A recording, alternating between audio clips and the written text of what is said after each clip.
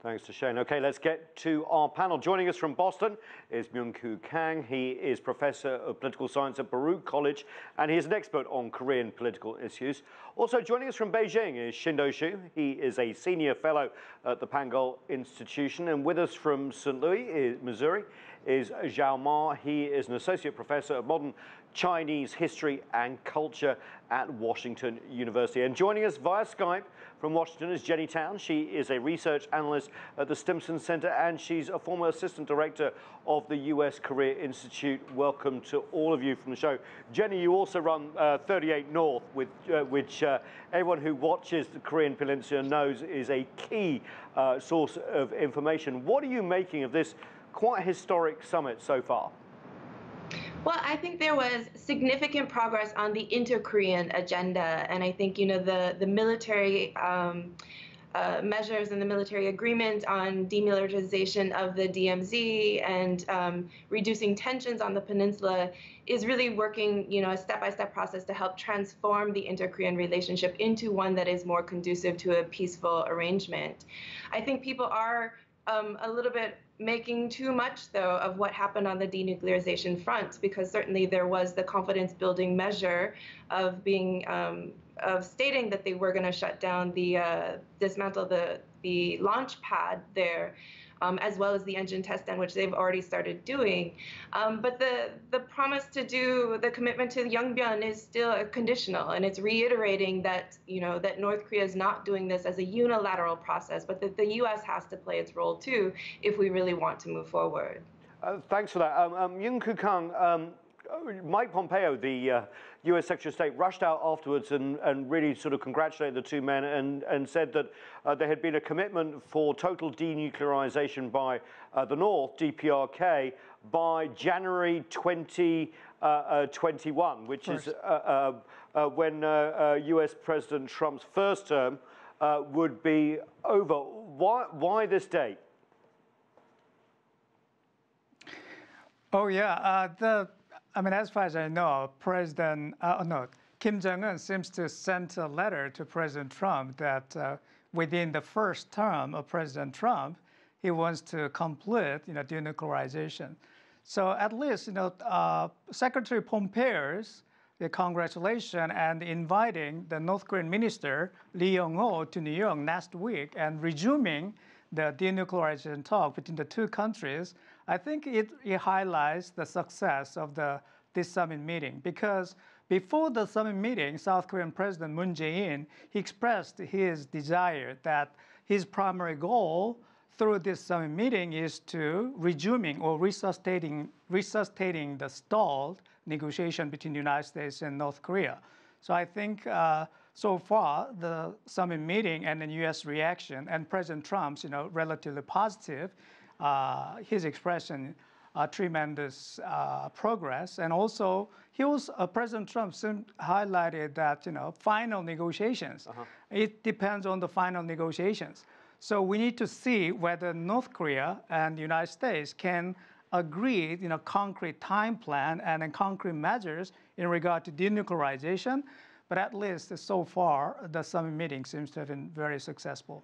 Zhao Ma, what was the big success so far? Is it the fact that the two Koreas have really stepped back and the confrontation seems to be over? There was one quote, obviously, every threat of war removed, no military exercises, no fly zones, confident building measures on the border, all these small things that de-escalate the tension on the border? Or is it these sort of more vaguer promises of denuclearization, of course, and we can debate what that means? Well, thank you for having me. First of all, we need to think about the big backdrop. This summit takes place. The backdrop is right after the June the summit between Donald Trump and Kim Jong-un. There was a lack of progress in terms of the denuclearization, and especially the domestic politics in the United States is under tremendous pressure for Donald Trump and to make some tangible kind of gaining out of this whole process. And so there's also some kind of a little outburst of the sign of escalation of tensions, especially the Mike Pompeo canceled the third trip to Pyongyang. So far at this moment, I think for South Korean leaders, and the main hope is trying to make sure the diplomacy is still on the table, and so to buy more time for more negotiations. And I think in many ways this summit achieved that purpose. And so we see North Korea, make some little concessions and trying to see what the U.S. will offer in return. Qinduo Xu in Beijing, diplomacy back on track. Has this visit basically brought diplomacy back on track after the cancellation of Mike Pompeo's trip earlier this year? And of course, a lot of these people are going to be meeting in New York at the UN General Assembly next week, including Wang Yi, the Chinese foreign minister. Well, yes, from the Chinese side point of view, obviously, Beijing is fully behind South Korea for their efforts, not only to improve the relationship between the two Koreas, but also, President Moon worked as a representative or mediator between North Korea and the United States, basically to ask North Korean side to offer more, so to keep the diplomacy alive. Basically, as we know, like diplomacy was stalled. Michael Pompeo's visit was canceled, so there's a lot of frustration on both sides. Now we can see it is being revived, and we are expecting, more shuttle diplomacy between the sides. Jenny Tam, before I ask you the next question, let's just hear from US President Donald Trump and his reaction to the news coming out of the Korean Peninsula early here in Washington. We had very good news from North Korea, South Korea. They met, and we had some great responses. I got a tremendous letter from Kim Jong-un. As you know, it was delivered 3 days ago. We're making tremendous progress with respect to North Korea. Prior to my coming into office, a lot of people thought it was inevitable, we were going to war in North Korea. And now the relationships, I have to tell you, at least on a personal basis, they're very good. It's very much calmed down.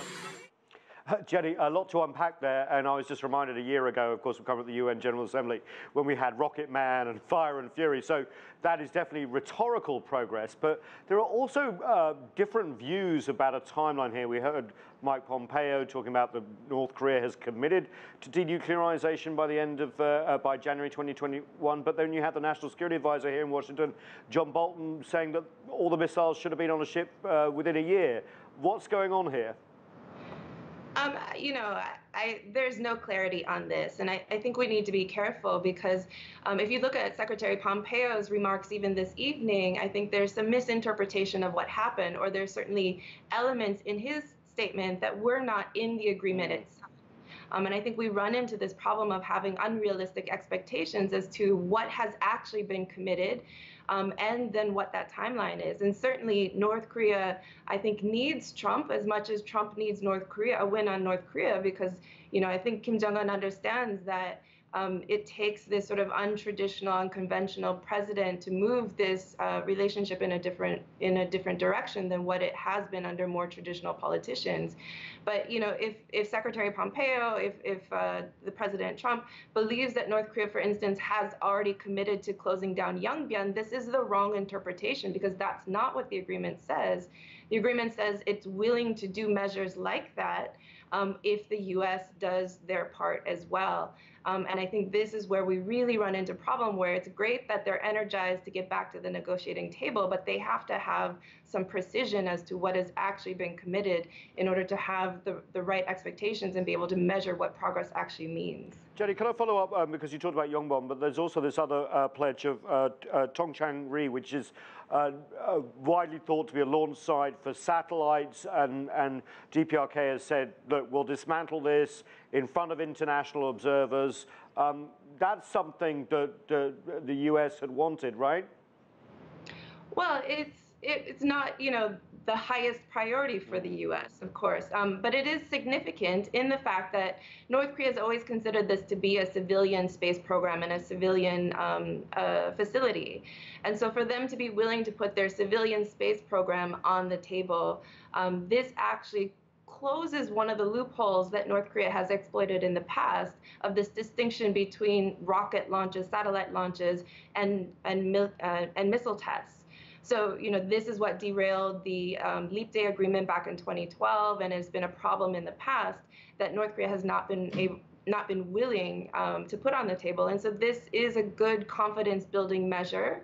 But it is not denuclearization. And so it's not going to win over the hardcore conservatives and the hardliners in Washington or within the administration either, who are expecting bigger measures that have not yet been defined. That's right. Let's go to Myung-koo Kang. I mean, one of those demands was a list, for example, of all the nuclear weapons and other types of weapons that the DPRK had. That hasn't been delivered yet. What do you think the reaction is going to be internally over the coming days, both here in the US, but also in Seoul? Because there are divisions there too, aren't they, in terms of how to treat this whole process?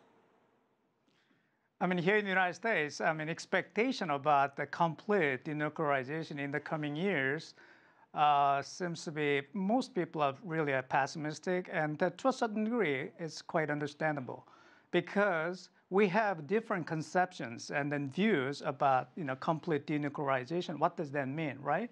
So here in the United States, I think some political conflict, and then even within the Trump administration, they seem to have no coherent, definition or conception about, as you pointed out, timetable of denuclearization and what exactly means, denuclearization itself. And in South Korea, as you pointed out, some conservative groups criticize, inter-Korean reconciliation without substantial measures by the North Korean government about, denuclearization.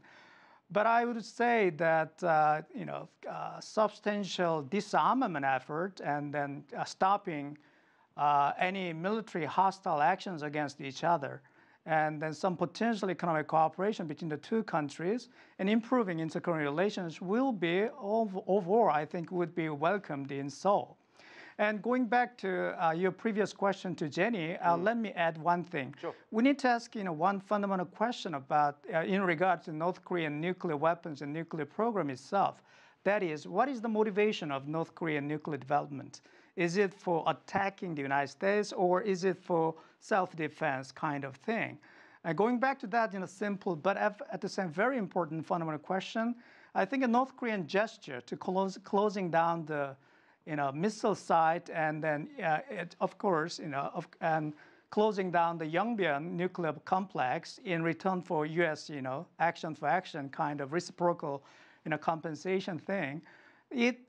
Such kind of gesture, we need to read the hidden code. It means that North Korean nuclear program and then overall, development was not for attacking the United States. At least I think the North Korean government seems to wants to deliver such kind of commitment or their intention to the U.S. government. Yeah, Qinduo Xu, it's quite interesting, isn't it, that DPRK signaling that we've seen in the last few weeks. Remember on that 70th anniversary parade we saw, for example, there was no display of long-range rockets. That was usually a pride of those demonstrations. Are we getting to a point here where the DPRK becomes a bit like Israel, where people all think, well, there's nuclear weapons there, but they just don't talk about them, and the efforts move towards sort of limiting their arsenal? Or do you think we're not there yet? Well, no, and of course, the best outcome for North Korea would be like to keep this nuclear weapons. At the same time, would be realize this or normalize the relationship with the United States, and opening this country to investment and technologies from China, South Korea, Japan, United States. But of course, for the U.S., the focus is really about disarm all the nuclear weapons in North Korea. But at the same time, I totally agree with the previous speaker. We have to think about what is the goal of North Korea. Immediately, obviously, they are looking at the official end of the Korean War, and then lifting of sanctions from the UN, because that's obviously hurting their economy. And ultimately, they want to normalize, to establish diplomatic relationship with the United States. But it's still, they want to do it in a parallel approach, means concessions, for concessions. But we are far from reaching over there yet. Well, Zhao Ma, let's bring you out on that. There's a checklist there, isn't there? The US and Washington is pushing at the United Nations and will be this week for this maximum pressure campaign of sanctions to continue until this process is complete. But you're seeing opposite signals when it comes to investment and opening up economic ties from other partners in the region and beyond. And what about this turning the armistice of the Korean War into a final peace? Is that something that the US and others could go along with to get some sort of reduction in nuclear stockpiles? Well, here are two things. One is for the United States. That will be a big kind of step for the U.S. government to make that commitment, to have a peace treaty with North Korea, and especially without the complete denuclearization. Because for the U.S., the position has always been, the U.S. will never allow its adversary to have nuclear weapons, and so it takes a lot of courage for President Trump to make that kind of a commitment and for a peace treaty without seeing a tangible sign of denuclearization. And then for the other concern for the U.S. administration is that international sanction regime. And ever since this whole year of diplomatic negotiations initiated by North Korea, we see this international sanction regime is collapsing. China offering some economic help, and of course South Korea playing a very big role here. And so going into the UN General Assembly meeting, and we will see how the U.S. will be able to hold on this international sanction regime. Jenny, what do you think? I mean, maximum pressure is all but dead, and where does the U.S. go for here, considering there isn't sort of concrete steps in the near future anyway? I would agree. The impetus for maximum pressure is really waning, and I think South Korea, China, Russia, the rest of the world has sort of moved on to say instead of trying to beat North Korea down in order to get them to do what we want, that we need to be pulling them up through incentives, and the U.S. is still in this sort of punitive approach. But I think it's highly unrealistic to hold out the lifting of sanctions until the end of a process. It's simply not going to work. And I think what we have to do is to have very clear benchmarks as to what it would take and what that response would be, what kinds of sanctions would be lifted, what is the order, and how do we get there. I think in the beginning, you can keep maximum pressure on some level by even just saying no new sanctions in the meantime as negotiations are ongoing, so that you're not actually lifting right away, but you're at least committing something to the process to show that you're willing to have a different relationship and willing to test this process going forward. Quick follow-up, Jenny. Do you think the U.S. administration will go along with this sort of staged approach? This feels a bit like the six-party talks from what were we talking about, a decade ago? This sort of phased trust-building plan that most diplomats and most experts have said would work, but this is not a Trump administration policy, especially if you look at the National Security Advisor, Trump's own words, his Secretary of State. I mean, this is the problem. They don't want to do it in a systematic, phased way, but it hasn't been working. So I think now we're really to the question of, do we want something? Is something better than nothing? Because holding out for these grand plans of North Korea suddenly going to immediately denuclearize are really unrealistic. So I think, they've reiterated in this summit document that there is a road to denuclearization. There are steps they've already thought about taking. Those are steps that help freeze and then help reduce their nuclear stockpiles and fissile material production capabilities to get us down that road. And I think this is the approach that the administration really does need to consider, even if it's not ideally what they wanted to do. Myung-koo Kang, a second summit between Kim Jong-un and Donald Trump. There's been whispers about it happening over the last few weeks. Are we nearer that now? And what will happen after it, or what could be achieved? Oh, tough question. I think even President Trump, he is not quite sure, what will happen even after the second summit meeting. But at least at least if President Trump and Chairman Kim Jong-un, both people get together, once again, the second summit meeting whether it happens here in the United States or in North Korea or third countries, whatever it happens, it means that to a certain degree, North Korea and the United States made a kind of some reasonable agreement about the initial measures about the denuclearization or the timetable. So I think it's really a positive sign about the overall process of negotiation, but at the same time, denuclearization. Going back to this thing is that what we have to think about is that South Korean government and then President Moon Jae-in wanted to highlight that inter-Korean reconciliation, inter-Korean cooperation can make a breakthrough or break the stalled denuclearization process between the two countries.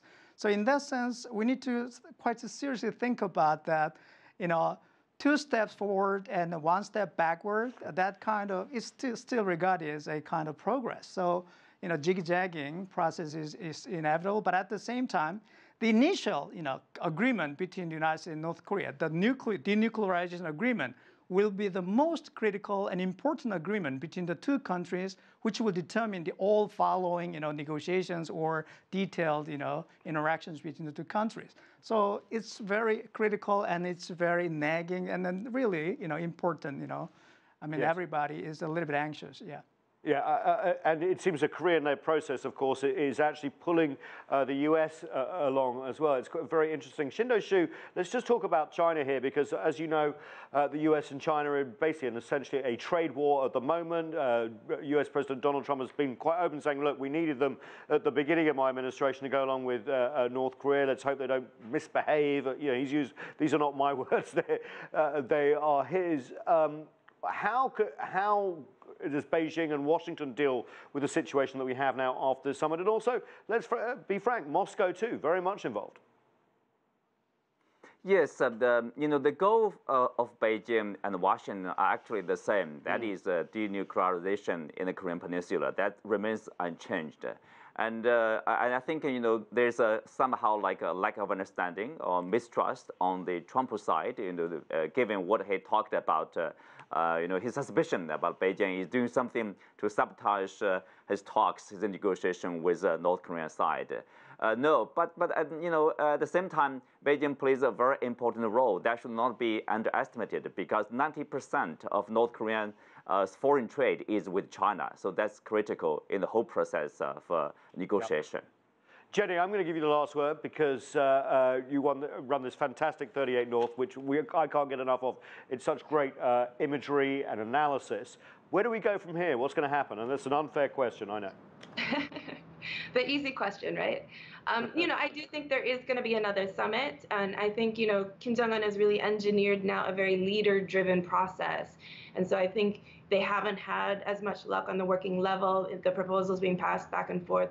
I think they are looking now to escalate it up to see what the two leaders can come up with next and how to move forward. And hopefully that next step will have some more clarity than what we've had as to what the benchmarks are for measuring success. Well, Jenny Town, thanks so much for joining us by Skype. Also, Myung-koo Kang in Boston as well. We have Zhao Ma, of course, out of St. Louis, and of course, Qinduo Xu in Beijing as well. Thanks all for your input. That is it for this edition of Heat. Thanks so much for joining us. Appreciate it.